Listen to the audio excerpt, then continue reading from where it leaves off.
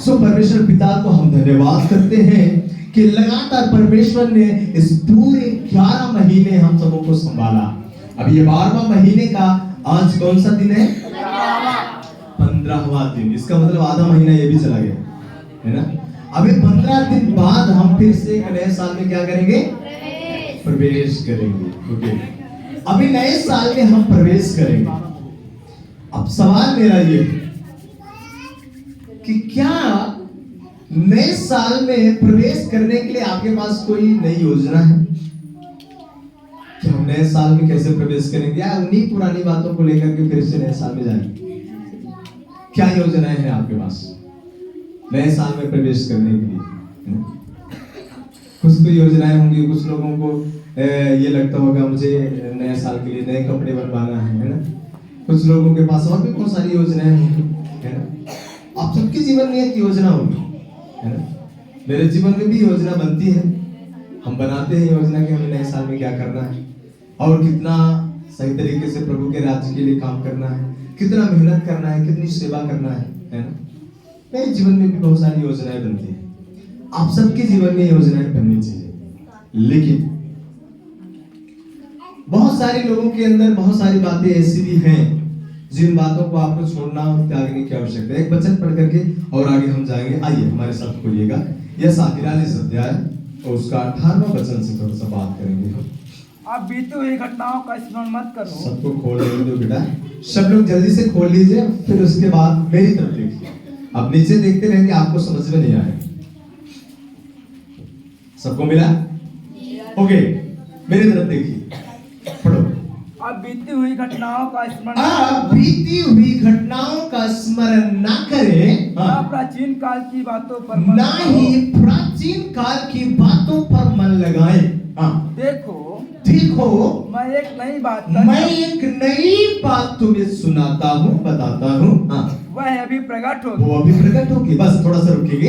अभी यहाँ पर परमेश्वर का वचन क्या कह रहा है? बीती हुई घटनाओं का स्मरण मत करो। हालेलुया। हो सकता है इस साल में आपके पड़ोस वालों से बहुत कुछ हुआ होगा, है ना। आपके पड़ोस वाले आपको कुछ भला बुरा बोले होंगे, ईर्ष्या किए होंगे, जलन किए होंगे, है ना। या आपके रिश्तेदारों में से कुछ दबाव आपको आया होगा, कुछ भला बुरा बोल दिए होंगे। क्या ये दुश्मनी आप लेकर के नए साल में प्रवेश करना चाहते हैं? बाइबल कहती है अब बीती हुई घटनाओं का स्मरण मत करो। आपके साथ जो बीत गया, हो सकता है पति पत्नी में झगड़े रहे होंगे, सास बहू में झगड़े रहे होंगे, बाप बेटे में झगड़े रहे होंगे। लेकिन मैं आपसे कहना चाहता हूं, बाइबल इस बात को गवाह देती है। बाइबल कहती है कि जो आपके साथ गुजर गया, जो आपके साथ बीत गया, मेरे प्रिय लोगों, ये पुरानी बातें इन्हीं पुराने सालों में आप छोड़ देना। नए साल में इन बातों को लेकर प्रवेश मत करना। एक नया तौर तरीका, एक नया जीवन आपका होना चाहिए नए साल में। इसीलिए बाइबल कहती है बीती हुई घटनाओं का स्मरण मत करो, ना प्राचीन काल की बातों पर मन लगाओ। अरे फलाना ने मुझे कितना कुछ कहा, कैसे भूल जाओ? होता है। अरे उसने मुझे ये कहा, भूल कैसे जाए? कल हम एक परिवार में थे, वहां मीटिंग चला। उस मीटिंग के दौरान एक परिवार आया नहीं मीटिंग में, जहां मीटिंग था। बाद में वो परिवार मुझसे मिला, तो उस परिवार ने कहा कि मैं इसलिए मीटिंग में नहीं गया क्योंकि ये सही जीवन नहीं जी रहे। तो मैंने कहा भैया आपको क्या तकलीफ है? आपको क्या तकलीफ है? आपके पड़ोस वाला सही जीवन ना जिए तो उसके कारण आप क्यों अपने जीवन को बर्बाद कर रहे हैं भैया?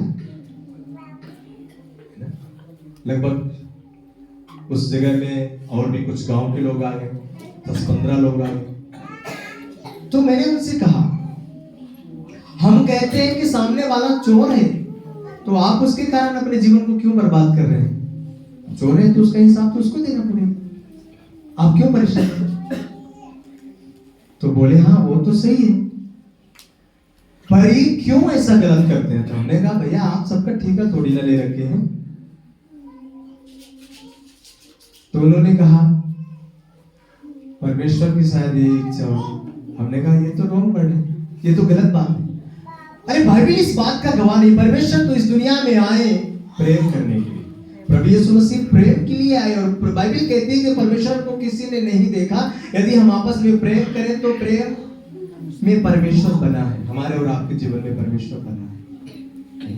परमेश्वर नहीं कहता कि भाई भाई से, परमेश्वर ये नहीं कहता कि बाप बेटे की दुश्मनी हो जाए, भाई भाई की दुश्मनी हो जाए, है ना। अरे जिस भाई ने बचपना में, मैंने कहा उनसे कि जब आपका बचपना था, आप थोड़ा याद करो कि एक साथ आप खेले होंगे, एक साथ आप खाए होंगे, एक साथ आप पिए होंगे, एक साथ आप चले होंगे। उनके बड़े भाई लोग भी वहां खड़े थे, सारे लोग आ गए धीरे धीरे। मैंने कहा आप सब एक ही साथ खाए होंगे, तो कुछ गांव के लोग थे, वो बोले कि हाँ सर आप सही बात कह रहे हैं। हमने कहा फिर आज कौन सी समस्या आ गई कि एक दूसरे का कत्ल करने के लिए उतारू हो गए। तो मैंने कहा वहां पर एक ही चीज है, जब स्वार्थ की भावना किसी के अंदर आती है ना, तब जानते हैं क्या होता है, तब भाई भाई में तकरार होती है, तब भाई भाई में दुश्मनी होती है, तब बाप बेटे में दुश्मनी होती है।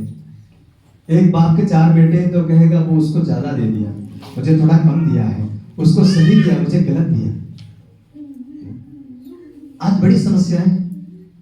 एक बाप 10 बच्चों की सेवा कर लेता है, एक बाप 10 बच्चों का पालन पोषण करता है, एक माँ 10 बच्चों को खिला पिला करके बड़ा कर देती है, लेकिन उसी माँ का पालन पोषण करने के लिए ये 10 बच्चे काफी नहीं होते, नहीं कर पाते। आज ये समस्या है। सोचिए ऐसा है कि नहीं? बोलिए ना आप लोग, ऐसा है कि नहीं है? लेकिन मैं आपसे कहना चाहता हूं, क्या आप भी ऐसा ही करेंगे? यदि आप भी ऐसा करेंगे तो आप में और उनमें क्या फर्क है, मुझे बताइए। कोई फर्क है? मैं आपसे कहना चाहता हूं, यदि आप ऐसा करेंगे तो सबसे पहली बात तो प्रभु आपको आशीष नहीं देगा, दूसरी बात आप जो बोएंगे वही काटेंगे भैया। आप याद रखना, एक माँ बाप के लिए 10 बच्चे कभी वजन नहीं होते, लेकिन 10 बच्चों के लिए एक माँ बाप वजन हो जाते हैं। ये बहुत बड़ी नाइंसाफी है, ये बहुत बड़ी नाइंसाफी है। मैं तो आपसे कहना चाहता हूं, शुक्र करो आप कि आपके माँ बाप जीवित हैं, आपके माँ बाप जिंदा हैं, आपके सास ससुर जिंदा हैं। आप उनसे पूछो, जिनके पास माँ बाप नहीं है, वो चाहकर भी अपने माँ बाप की सेवा नहीं कर सकते, चाहकर भी अपने माँ बाप की परवरिश करने के लिए कितना भी कोशिश करें, लेकिन नहीं कर पाएंगे, क्योंकि है ही नहीं है दुनिया में। लेकिन आपके पास है तो कर लो, उसकी एक अलग आशीष। यदि आपको वो आशीष पाने हैं तो आपको करना पड़ेगा। मैं आपसे एक ही बात कहूंगा, इस साल में भले ही आपके जीवन में, आपके परिवार के द्वारा, आपके पत्नी के द्वारा, आपके पति के द्वारा, आपके सास के द्वारा, आपके बहू के द्वारा, आपके बेटे के द्वारा, आपके बाप के द्वारा, आपके भाई के द्वारा, आपकी बहन के द्वारा आपके जीवन को टॉर्चर किया गया है, आपके जीवन में बहुत सारी ऐसी बातें कही गई है जिससे आप दुखी हैं, जिससे आपको बहुत तकलीफ है, लेकिन मैं आपसे कहना चाहता हूं, इसी साल बातों को दफन कर दें। इन बातों को लेकर के आप नए साल में प्रवेश ना करें। बस मेरा आपसे एक ही निवेदन है, यदि आप चाहते हैं कि परमेश्वर इस सालों से ज्यादा आने वाले साल में आपको आशीष दे, तो आपको ये बातें करना पड़ेगा। शायद आपके पड़ोसी के द्वारा आपको बहुत दुख मिला होगा, भूल जाना है उस बात को। बाइबल कहती है, फिर से पढ़े बेटा 18 वचन, अब बीती हुई घटनाओं का स्मरण मत करो, हाँ, न प्राचीन काल की बातों पर मन लगाओ, प्राचीन काल की बातों पर मन लगाओ, हाँ, देखो मैं एक नई बात तुम्हें बता रहा हूँ, हाँ, वह अभी प्रकट होगी, वो अभी प्रकट होगी, क्या तुम उससे अनजान रहोगे? मैं जंगल में एक मार्ग तैयार करूंगा, और निर्जल देश में नदियां बहाऊंगा। Hallelujah, hallelujah. हालेलुया।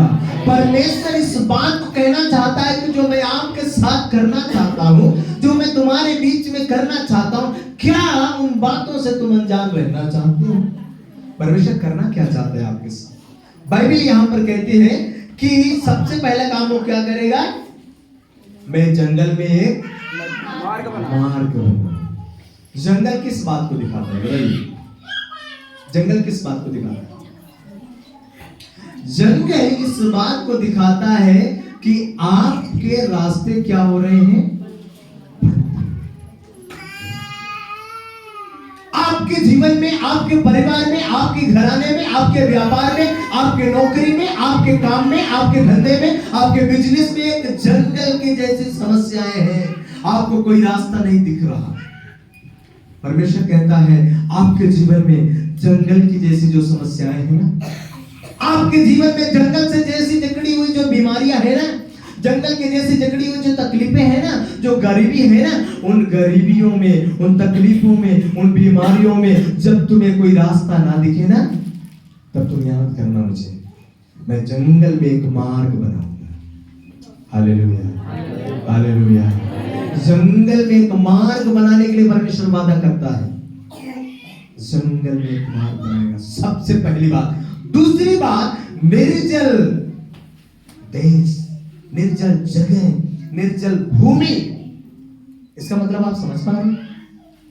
सूखापन आपके परिवार में, आपके घराने में, आपके जीवन में, आपके व्यापार में, आपके काम धंधों में, आपकी धन संपत्ति में जो सूखापन है, उस सूखेपन को परमेश्वर फिर से एक आशीष में बदलेगा। Hallelujah, hallelujah, hallelujah. क्या आप इन आशीषों को पाना चाहते हैं? बोलिए, पाना चाहते हैं? नहीं चाहते? पाना चाहते हैं तो आपको एक काम करना पड़ेगा। कितने लोगों काम करने के लिए तैयार? Hello, hello. आपको एक ही काम करना पड़ेगा। वो कौन सा काम है? आपको परमेश्वर के बताए हुए रास्ते पे चलना है। बाकी कुछ भी बड़ा काम नहीं करना है, कोई पैसा खर्चा नहीं करना है, कोई संपत्ति खर्चा नहीं करना, बस छोटा सा काम है, परमेश्वर के बताए हुए मार्ग में चलना। जैसा उसने कहा वैसा आपको करना। ओके? Hallelujah, hallelujah.